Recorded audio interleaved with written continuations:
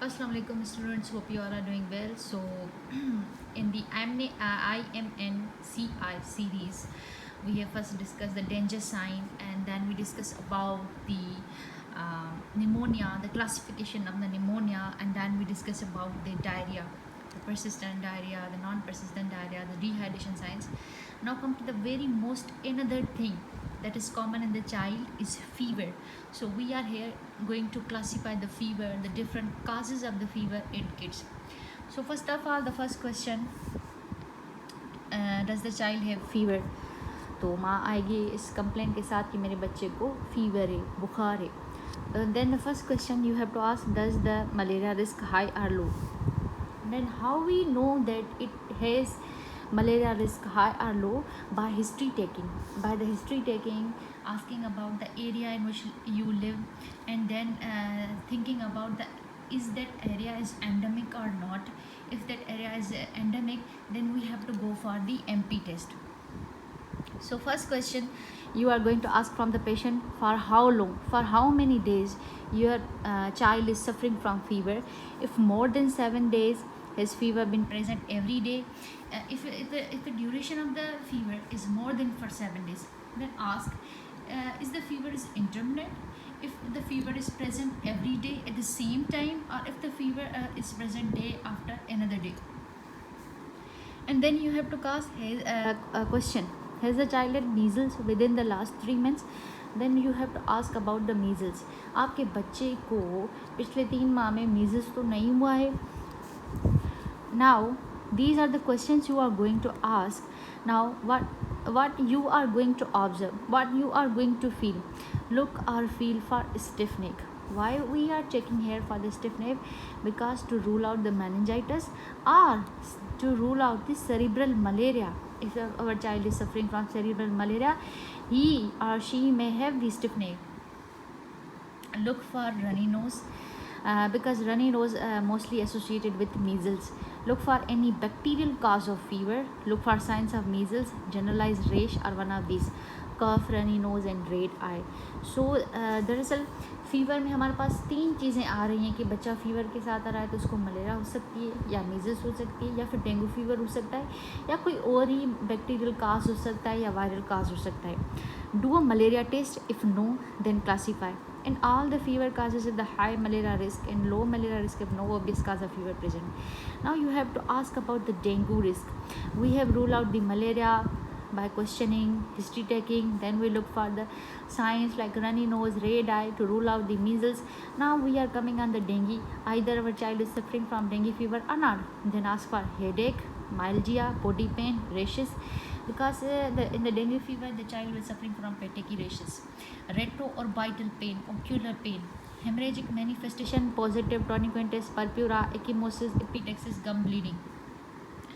If the child is measles now or within last 3 months, look for mouth ulcers, because the mouth ulcers show that measles is with complication. Are they deep or extensive? Look for pus draining from the eye. Look for clouding of the cornea, because these all signs show the danger signs of measles, that measles has now developed the complications. These temperatures are based on axillary temperature. Always go for the axillary temperature in the child. Look for the local tenderness, oral sores, refusal to use a limb, hot tender swelling, tender skin, boils, lower abdominal pain, passing urine. It may be the cause of the UTI. If the patient complain of I have pain during micturition, burning micturition, her mother tell us. If no malaria test available, high malaria risk, classify as malaria. Means अगर हम history ले रहे हैं उसमें वो बता रही है कि मैं फ़लाँ जगह की हूँ, फॉर सपोज कंबर शिदात की हूँ, तो कंबर शिदात कोट इज़ एंडेमिक एरिया और मलेरिया टेस्ट हम कर नहीं सकते हैं, तो हम उसे ट्रीट करेंगे एज अ मलेरिया, क्लासीफाई करेंगे as a malaria. Most of the time हमें बिना टेस्ट किए हुए उन्हें दवा नहीं देनी है, मेडिसिन नहीं देनी है, लेकिन अगर MP अवेलेबल नहीं है तो हम उसे मलेरिया ही क्लासीफाई करेंगे. If the no obvious cause, low malaria risk, classify as malaria. Other important complication of measles, pneumonia, stridor. बच्चे से आवाज़ आएगी. Stridor is a dangerous sign. Diarrhea, ear infection, acute malnutrition classified at the tables. So we are coming to the Classification of the malaria. There are 3 classification: very severe febrile disease, malaria or fever, or no malaria. So any general danger sign: stiff neck. Stiff neck is a very dangerous sign. Either it shows the meningitis or the cerebral malaria, or the encephalitis or other causes can also be available. So give the first dose of artesunate or quinine for the severe malaria. A patient present with a stiff neck means the child has developed the cerebral malaria. So the first dose we have to give for the artesunate and quinine. Give first dose of an appropriate antibiotic. Treat the child to prevent the low sugar. बाज़ वक़्त क्या होता है कि बच्चे को जब बीमार होता है, खाता पीता नहीं है, तो उसमें लो ब्लड शुगर के चांसेस भी बढ़ जाते हैं. हमें साथ साथ मेन टारगेट के साथ दूसरी चीज़ों पे भी फोकस करना है. Give 1 dose of paracetamol and clinic for high fever. अगर बच्चे को बहुत ज़्यादा फीवर है तो हमें उसे क्लिनिक में ही पैरासीटामोल देनी है, और उसके बाद उसे अर्जेंटली अपने हॉस्पिटल जाना है. उसके बाद अगर आपने उसे सीवियर डिजीज़ नहीं है, स्टिफ नेक नहीं है, तो दूसरी आपने चीज़ क्या करवानी है, पेशेंट से मलेरिया की टेस्ट करवानी है. अभी मलेरिया की टेस्ट करवाई, उसमें मलेरिया आ गई, तो उसमें हमारे पास क्या आ जाएगा, पहले कोई भी ओरल एंटी मलेरियल दे दें. मोस्ट कॉमन हम क्लोरोक्विन दे देते हैं. उसके बाद फर्स्ट डोज ऑफ पैरासीटामोल, बच्चे को बुखार है तो पैरासीटामोल दे दें. Give appropriate antibiotic treatment for an identified bacterial cause of fever and advise mother when to return immediately. माँ को बताना है, समझाना है कि आपका बच्चा सही नहीं हो रहा है तो आपने जल्दी वापस आ जाना है. इफ़ फॉलो अप 3 डेज़ के बाद उसे कहेंगे if fever is present every day for more than 7 days refer for assessment. अगर अभी भी उसका फीवर सही नहीं हो रहा है और 7 दिन से ज़्यादा हो गया है, बच्चे को बुखार है, तो हमें उसकी और टेस्ट करवानी होगी. मलेरिया नेगेटिव हो गई है तो दूसरा काज है फीवर का, सिर्फ फीवर है, नो मलेरिया है, तो उससे हम पैरासीटामोल देंगे. दूसरी कोई एंटीबायोटिक देंगे अगर हमने हिस्ट्री के दौरान देख लिया कि इससे मलेरिया नहीं है, कोई और ही काज है फीवर का. उसके बाद हमें माँ को बताना है कि आपने कब जल्दी आना है. फॉलो अप 3 डेज़ के बाद होता है. If fever is present every day तो हमें उस पर असेसमेंट करवानी है. उसके बाद हमने आपको बताया कि मीज़ल्स में 3 क्लासिफिकेशन होती है. एक होती है डेंजर साइन होती है. Sorry, we are here discussing about the no malaria risk, no travel to malaria risk. सिर्फ फीवर है, तो फीवर में भी अगर स्टिफ नेक है मतलब वेरी सीवियर डिजीज़ है, नो स्टिफ नेक है, नो डेंजर साइन है मतलब फीवर है. तो जब वेरी सीवियर फिब्राइल डिजीज़ है उसमें हमें क्या देना है, कोई अप्रोप्रिएट एंटीबायोटिक देनी है. क्योंकि मलेरिया भी देख ली, मीज़ल्स भी देख ली, डेंगू भी नहीं है, तो मोस्ट प्रोबेबली उससे कोई बैक्टीरियल काज है. उसके अलावा हमने लो शुगर को भी ट्रीट करना है. ये चीज़ें आपने याद करनी है.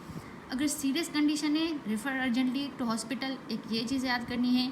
हाइपोग्लाइसीमिया को ट्रीट करना है, उस वक्त उस बच्चे को बुखार है तो पैरासीटामोल देनी है. और अगर और ज़्यादा मतलब बुखार है और फीवर भी मलेरिया भी नहीं है, मीज़ल्स भी नहीं है, डेंगू भी नहीं है, तो हमें उसे अप्रोप्रिएट एंटीबायोटिक देनी है. अगर खाली फीवर है मतलब उसके साथ हमें कोई भी डेंजर साइन नहीं मिली, तो give 1 dose of paracetamol clinic for high fever. Give appropriate antibiotic treatment for any identified bacterial cause of fever. Advise mother when to return immediately. ये बताना ज़रूरी होता है क्योंकि कोई भी डिज़ीज़ अगर इस वक्त इतनी डेंजरस नहीं है, नो डेंजरस साइन के साथ प्रेजेंट हो रही है, तो हो सकता है कि लापरवाही की वजह से वो डेंजर साइन में कन्वर्ट हो जाए. तो हमें माँ को बताना है कि आपके बच्चे की अगर तबीयत ख़राब हो रही है तो आपने देर नहीं करनी है, जल्दी हमारे पास लेके आना है. Follow up in 2 days if fever persist. If fever is present every day for more than 7 days refer for assessment. उसके बाद हमने मीज़ल्स पढ़ा. तो मीज़ल्स में 3 क्लासिफिकेशन होती है. Measles with complicated measles with I and mouth complication and measles. अभी आपने देखा कि उसमें डेंजर साइन मिल रही है, बच्चे को मीज़ल्स है, रेशेज़ है, अभी हुई है या आखिरी 3 मंथ में हुई है, तो उसमें क्लाउडिंग ऑफ कॉर्निया मिल रही है और डीप एक्सटेंसिव माउथ अल्सर्स मिले हैं. तो उसमें हम विटामिन ए ट्रीटमेंट देते हैं मीज़ल्स में, और एप्रोप्रिएट एंटीबायोटिक देनी है. क्लाउडिंग ऑफ कॉर्निया या पस ड्रेनिंग है तो हमें टेट्रासाइक्लिन ऑइंटमेंट देनी है और अर्जेंटली हॉस्पिटल से भेज देना है. अगर माउथ अल्सर से तो उसके लिए हम जेंटान वॉलेट देते हैं, 0.25% ट्रीट करते हैं. ठीक है. तो अगर एक्सटेंसिव ज़्यादा मतलब अंदर गहरे ज़ख़म है, रेशेज़ है या क्लाउडिंग ऑफ कॉर्निया है तो मतलब हमारी कॉम्प्लिकेटेड मीज़ल्स है. अगर पस हो रही है ड्रेन और माउथ अल्सर से सिंपली, तो ये आई और माउथ कॉम्प्लिकेशन है, इसमें भी हमें विटामिन ए देनी है. पस draining from I treat eye infection tetracycline के साथ जेंटन वॉलेट और फॉलो अप इन 3 डेज़. फॉलो अप आपने याद करना है या आपके ऑस्की स्टेशंस में, BCQs में, वाइवा में आपसे पूछते हैं कि मीज़ल्स का बच्चा आ रहा है कॉम्प्लिकेशन के साथ, तो आप उसे फॉलोअप कब करिए कि दूसरी बार आपने कब आना है हमारे पास। उसके बाद मीज़ल्स है खाली तो विटामिन ए दे दें, बच्चा खुद ब खुद सही हो जाएगा। देन द लास्ट क्लासिफिकेशन अगर डेंगी है तो डेंगी में भी हमारी 2 होती हैं। फीवर है सिर्फ, मतलब हेमरेजिक डेंगू फीवर नहीं है, और दूसरा होता है सीवियर डेंगी हेमरेजिक फीवर।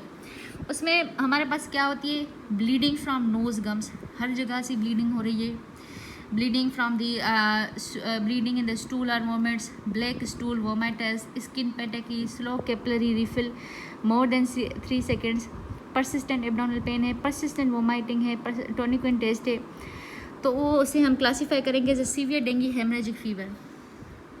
अगर आ रहा है पेरेंट एब्डोमिनल पेन है, परसिस्टेंट वोमाइटिंग है, पॉजिटिव टॉनिकस है, तो ORS देनी है क्योंकि इसमें पॉसिबल है हमारी शॉक डेवलप हो, डिहाइड्रेशन हो। If any other signs of bleeding is positive, fluids दे दें प्लान सी में, treat the child to prevent the low blood sugar, refer urgently to hospital.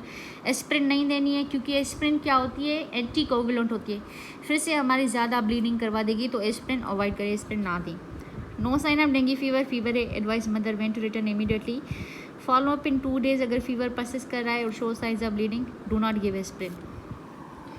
तो इसमें हमने फीवर को क्लासीफाई किया 3 डिजीज़ को मद्देनज़र रखते हुए। एक थी हमारी मलेरिया जो कि बहुत ही कॉमन है, बच्चों में बहुत ही ज़्यादा होती है, दूसरी थी मीज़ल्स, और तीसरी थी हमारे पास डेंगू, और चौथी थी कि खाली फीवर है और कोई इसमें डेंजर साइन नहीं है। ठीक है, hope it makes some sense. Thank you for watching. Subscribe to my YouTube channel. Comment down what you want to learn next time. Thank you.